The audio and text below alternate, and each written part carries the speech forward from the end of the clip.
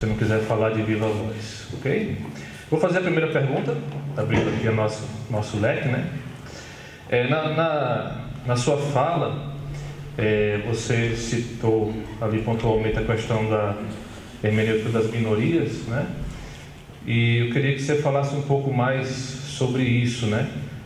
Como é que é essa hermenêutica das minorias e como ela afeta a vida da igreja nos nossos dias? Quais são as principais, né? E como ela afeta a vida da igreja? Eu mencionei rapidinho um homem chamado Hans-Georg Gadamer. Ele é um linguista, um filósofo da linguística alemão do século XX.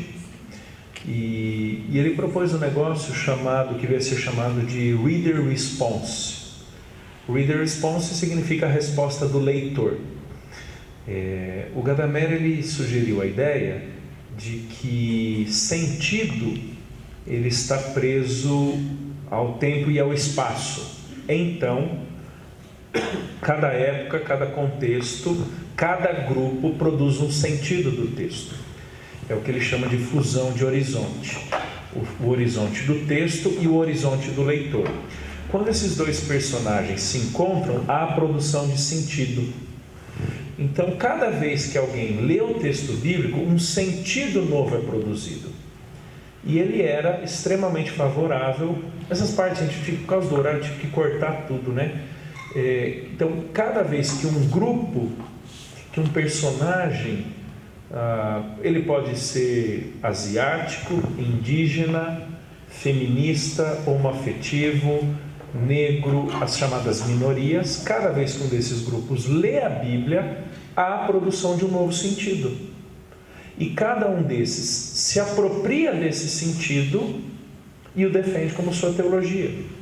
O que o Gadamer fala, e ele defende, a importância dos pressupostos na leitura. Então, cada um tem que carregar seu pressuposto para o texto bíblico. Então, vamos lá. Se eu sou... estou jogando aqui com variáveis, tá? Se eu sou mulher, nascida num país machista, que oprime a figura feminina, isso me define, isso me molda, eu carrego isso comigo. Então, quando eu for ler o texto bíblico, eu tenho que carregar esses pressupostos. Aí vamos supor que eu esteja lendo Cativeiro Babilônico. Mulher oprimida. Eu estou no cativeiro babilônico, porque existe um opressor, existe alguém que me mantém cativa, alguém que está me explorando, alguém que está, lembra de Daniel, os amigos, sendo aculturado, estão tentando me fazer acreditar que esse negócio do machismo está certo, de que o patriarcal está certo. Eles estão tentando me aculturar. Não, eu não vou me dobrar a isso. Do jeito que Daniel não se contaminou com as finas iguarias, eu não me rendo a isso. Assim como os 3 amigos não se prostraram diante da estátua, eu não me prostro diante. Então eu crio uma teologia feminista, né? Então, digamos assim, esse é o pressuposto básico da teologia das minorias. Ele tenta encontrar isso é também chamado de hermenêutica da suspeita, de Paul Riquier. Você vai para um texto bíblico e você suspeita dele. Digamos assim, aquilo que está lá não é bem assim. Ele está tentando fazer prevalecer uma estrutura, conceitos que não são corretos. Há uma maquiagem ali, né? Então eu tenho que desconstruir tudo isso. Como é que isso afeta a igreja? Primeiro que a hermenêutica do Gadamer, o material que eu vou disponibilizar para vocês tem tudo isso aí bem detalhadinho, né? A hermenêutica proposta pelo Gadamer, ela parte de um pressuposto errado, de que não existe um autor e de que esse autor tem prioridade sobre o leitor. Eu defendo essa ideia. O autor tem prioridade sobre o leitor. O leitor é importante, devemos dar o devido valor, mas o sentido autoral, o propósito original precede meus pressupostos, precede a minha experiência. Então vamos supor, se eu fui abusado na infância e eu estou lendo o Êxodo, quem é meu abusador? Quem é o faraó abusador? Meu pai, o meu primo, sei lá, entendeu? Então eu vou personalizar, eu preciso me libertar dele, né? Eu preciso sufocá-lo, fazê-lo morrer afogado no rio ou no Mar Vermelho, né? Então isso faz com que nós tenhamos leituras extremamente subjetivistas, cada um dá o sentido que quer, e é o que eu chamo de, os mais antigos talvez vão se lembrar, de hermenêutica do Wally. Vocês lembram do Onde Está o Wally? Alguém viu isso? Gerações mais novas não conhecem o Wally. Então cada vez que eu brinco com isso eu tenho que apresentar o Wally. E o Wally fez 30 anos agora, né? Não é do nosso tempo, né? Não é? Oi? É que não é do nosso tempo. Eu sei, estou sabendo. O que é a hermenêutica do Wally? O Wally é aquele personagem que veste uma blusa listrada, vermelho e branco, e um gorrinho, e aí tem uma página com um mundo de desenhos, de pessoas, coisas, cidade, um mundo, tudo pequenininho. E aí você tem que achar o Wally. Eu chamo isso de hermenêutica do Wally. Coloque o seu nome aí. Onde está Israel, coloque o seu nome. Onde está Abraão, coloque o seu nome, sabe? Onde está Sara, coloque o seu nome. Onde está... Ninguém quer pôr lugar de Judas, mas tudo bem, deixa quieto, né? Entendeu? Isso é a hermenêutica da minoria. É você ultra personalizar para a sua experiência. Você carrega seu pressuposto e se enxerga ali. E há um outro negócio chamado paradigma da encarnação.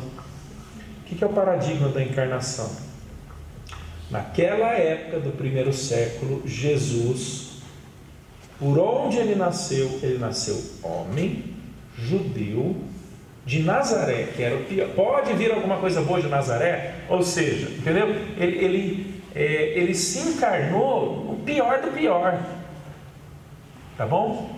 Por isso que ele se relacionou com a escória da sociedade, que aquele era o contexto. Muito bem, se Jesus nascesse hoje, em que contexto ele nasceria?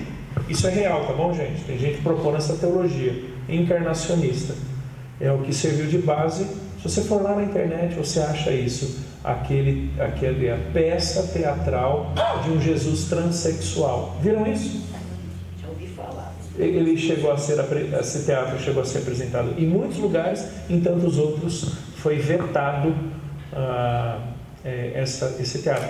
Isso é o paradigma da encarnação. Se Jesus nascesse hoje, ele seria transexual, nascido num país que persegue transexual. Entendeu? Então essa é a ideia, esses são os pressupostos ou as bases da teologia das minorias, da hermenêutica das minorias. Agora, isso não tem a ver, esse é o lado podre, né? Errado, mas que existem realmente demandas que deveríamos estar atentos, que realmente por muito tempo, talvez a mulher, o negro e tantos outros foram realmente desprestigiados, mas isso não quer dizer que devamos criar uma teologia para sustentar isso. Gálatas 3:28 já diz, né, que em Cristo não há homem nem mulher. Isso não quer dizer que desfigurou-se os gêneros. Quer dizer que o estar em Cristo não é determinado pelo gênero, não é determinado pela condição socioeconômica ou pela raça. Queridos, não existe doutrina mais bela que o cristianismo. Pega, por exemplo, esse momento aqui.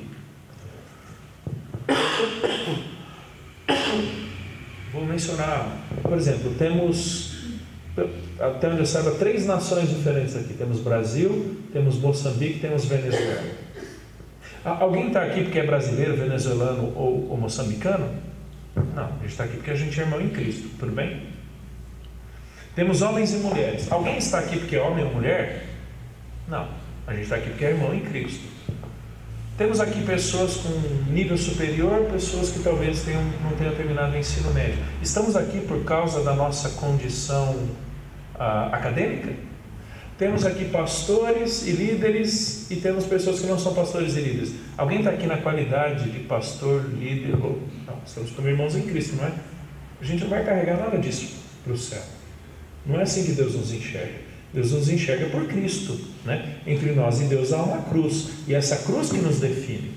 Então, não existe doutrina mais bela e mais justa que o cristianismo. Então, você não precisa de uma teologia de minoria para defender a importância do homem, da mulher, do negro. Agora, quando a gente cai na ideia de gênero, aí a gente já fere outro princípio bíblico, que é o princípio da criação. A gente não está discutindo ideologia, a gente está discutindo o que Deus determinou como sendo a verdade. Então, né? Acho que no YouTube deve ter uma ou duas palestras minhas sobre ideologia de gênero, tá? Acho que é isso. Tem duas palestras, uma introdução às ideologias e uma outra com ideologia de gênero, onde aí eu discuto muito mais essa questão. A gente não está discutindo ideologia de gênero, a gente está discutindo como Deus criou e Ele define a verdade. Então, uma teologia ou uma afetiva está errada por natureza, porque ela desconstrói a ideia de Gênesis, no que Deus criou macho e fêmea, homem e mulher. A criação divina é binária, ela é X e Y, não tem degradê entre esses elementos, né? Então, assim, no cristianismo, pelo entendimento mais simples, não deveria existir teologia de minoria. Não deveria.